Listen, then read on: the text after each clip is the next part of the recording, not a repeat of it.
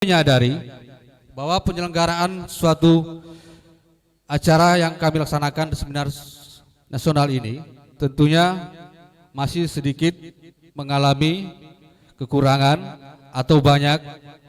Jadi untuk itu dalam seminar nasional ini kami memohon kepada praktisi-praktisi yang ada di Universitas Bengkulu bisa memberikan arahan dan terutama kepada Bapak Kepala Direktur Program LPP TVRI bisa memberikan penyerahan tentang penggunaan media ke depannya.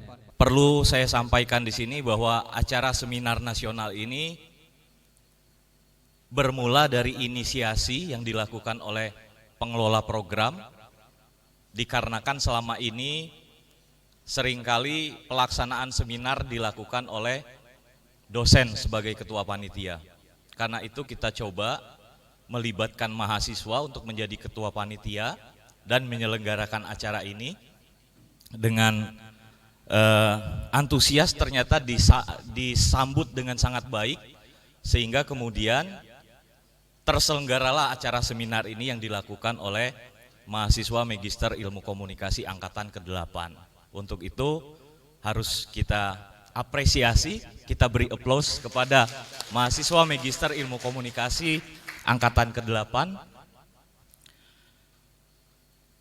Tujuannya tentu saja bahwa harapan kami dapat memacu produktivitas dari atmosfer akademik di lingkungan mahasiswa untuk kemudian berkesinambungan. Harapannya setelah angkatan 8, angkatan 9 menyelenggarakan seminar, mereka sebagai penyelenggara, kita hanya melakukan proses pembimbingan dan tentu saja arahnya adalah seminar-seminar yang berkontribusi terhadap daerah, khususnya provinsi kita tercinta, Provinsi Bengkulu. Nah, dalam acara ini kami juga merasa bahwa tidak akan bisa terselenggara tanpa dukungan dan kontribusi dari berbagai pihak. Untuk itu dalam kesempatan ini kami sangat berterima kasih kepada TVRI yang menjadi media partner, ya, kemudian Bank Bengkulu yang dalam bentuk kontribusinya sehingga kami dapat menyelenggarakan acara seminar nasional ini. Tentu sebagai satu rangkaian acara seminar nantinya ditindaklanjuti dengan acara bedah buku yang isinya adalah hasil karya tulis mahasiswa Magister Ilmu Komunikasi. Akhir kata mungkin tidak banyak yang ingin saya sampaikan. Lebih dan kurang saya mohon maaf. Billahi taufik wal hidayah. Wassalamualaikum warahmatullahi wabarakatuh. Assalamualaikum warahmatullahi wabarakatuh. Hadirin dan sekalian, tema seminar ini sangat menarik. Mentalitas media, inklusi kesadaran bermedia dalam pariwisata daerah. Pak Kepala Pariwisata, Pak Irsan, banyak potensi pariwisata yang belum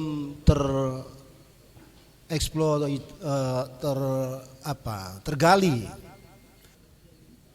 Tema ini penting karena pengembangan ilmu sosial telah berimbas sampai pada perkembangan revolusi industri 4.0. Mekanisme dan proses pemilihan media serta fungsi media pun berkembang dalam ilmu sosial, di mana rangkaian dalam kegiatan seminar nasional ini juga nanti akan kita bahas tentang itu. Bagaimana juga nanti buku peran karya mahasiswa ini akan kita tampilkan, akan kita bahas. Pada kesempatan ini Bapak sekalian, sekali lagi saya garis bawahi, buku yang ditulis oleh mahasiswa ilmu komunikasi ini memberikan gambaran apa sih fungsi seminar nasional yang kita upayakan pada pagi hari ini. Ini agar supaya seminar ini diharapkan dapat memberikan kontribusi, dapat memberikan akselerasi dan tingkatan pemahaman secara bertahap khususnya dalam menjalankan fungsi dan perannya dalam lingkungan sosial.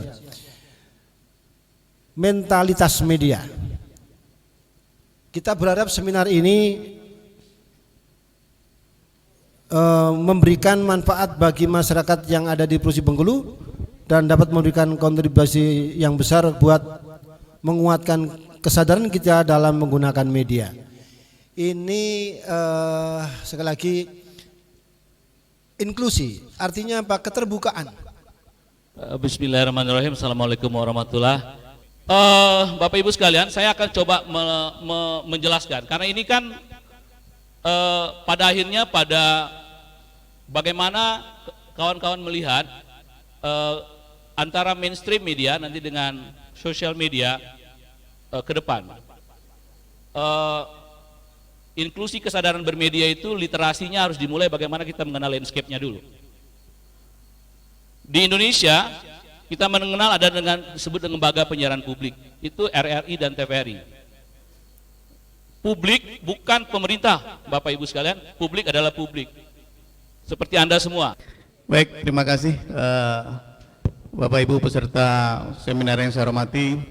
Tadi sudah kita dengar sekali semua apa yang disampaikan oleh Pak Direktur, realitas yang ada di dunia pariwisata kita, dan memang itu terjadi, Pak. Saya ini baru 3 bulan menjabat Kadis Pariwisata.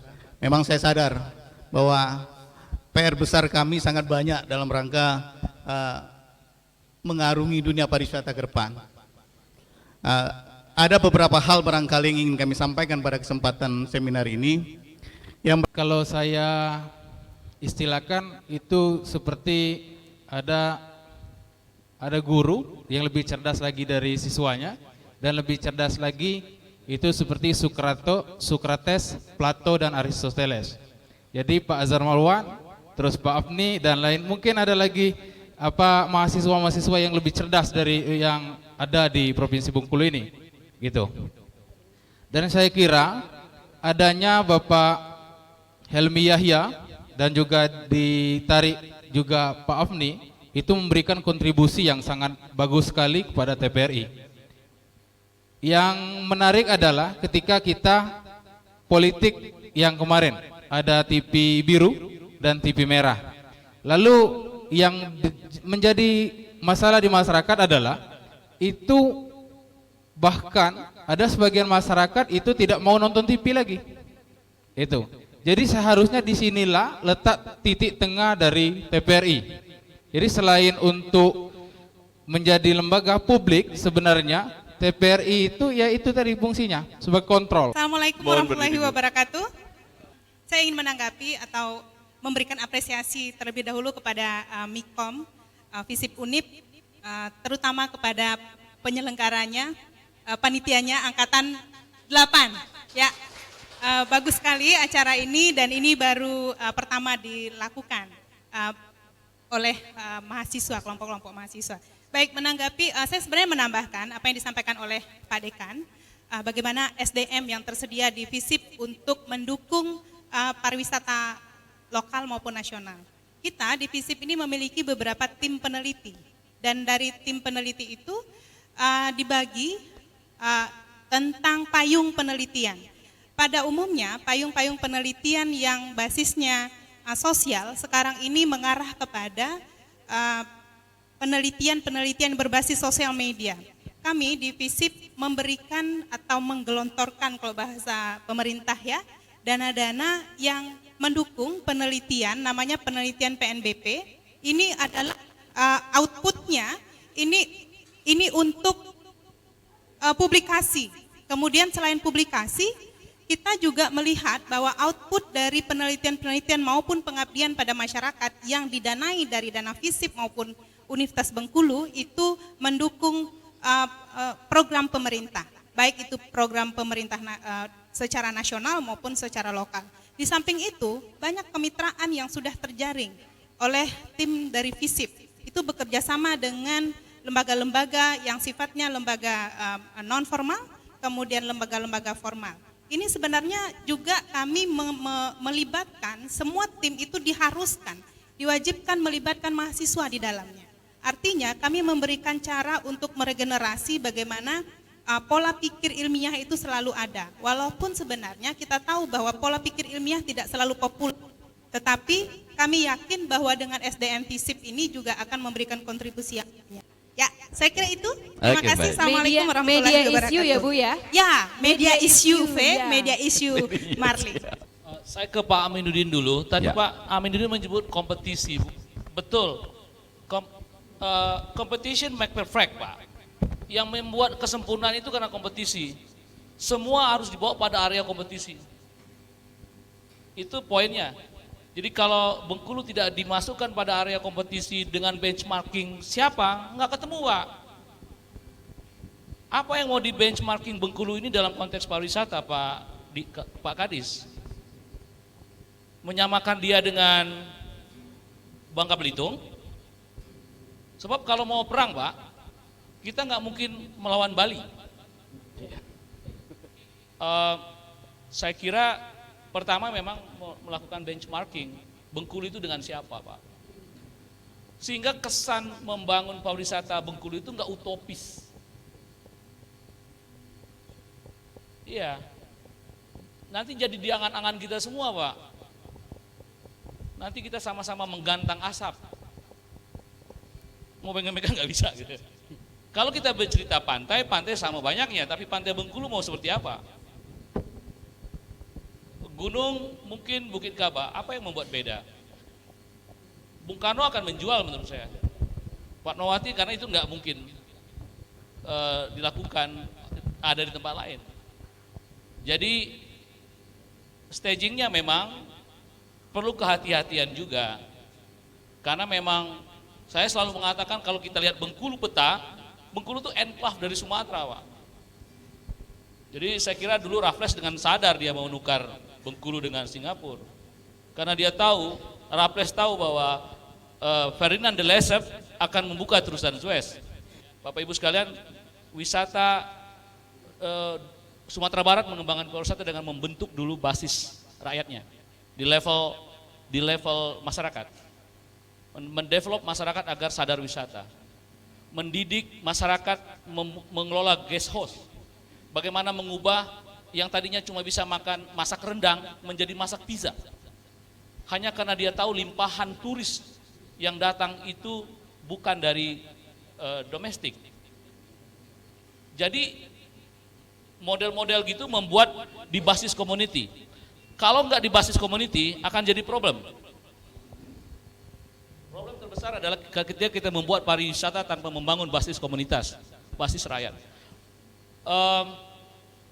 Kalau basis komunitinya kuat, pantai akan dibersihkan sendiri oleh komunitas-komunitas. Tidak dengan top down kita menyuruh siapa untuk membersihkannya. Kesadaran membangun pariwisata berbasis publik itu yang paling penting sekarang. Karena kita bicara Bengkulu, visit Bengkulu itu, tadi saya bilang Pak Irsan, Pak ini kick off. Ini tuh 20 itu kick off aja. Tapi kita akan mendulangnya 10-20 tahun yang akan datang. Catatan saya adalah media penting sebagai salah satu hal yang mendorong sosialisasi pariwisata ke masyarakat. Sosial media juga penting. Yang kedua adalah, yang paling penting adalah membangun pariwisata berbasis community, berbasis masyarakat. Jadi Pak Irsan titip, yang lebih penting dari semua konsep tentang pariwisata adalah membangun basis masyarakat. Enggak bisa lebih dari itu. Jika basis masyarakat kita kembangkan, logika ekonomi pariwisata akan bergerak dengan sendirinya.